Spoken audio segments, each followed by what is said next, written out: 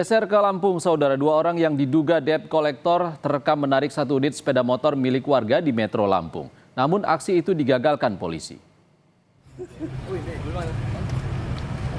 Dalam rekaman video warga ini terlihat dua orang yang diduga debt collector di kota Metro Lampung hendak melakukan penarikan paksa satu unit sepeda motor milik warga di lokasi lapangan parkir Rumah Sakit Umum Daerah Jenderal Ahmad Yani, Kota Metro.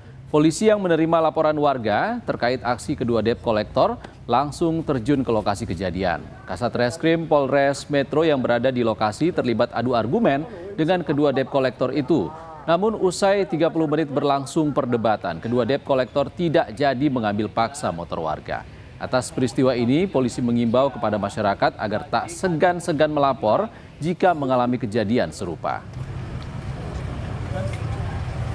Mereka ini, Bang, Gimana? motor. Penetapan sita pengadilan.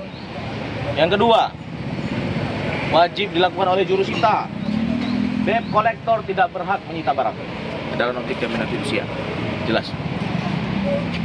Itu aja aturannya. Dasarnya apa? Undang-Undang Fidusia dan Putusan MK nomor 18 tahun 2019. Dasarnya jelas, ada penetapan sita pengadilan. Ada jurusita yang melakukan penyitaan boleh.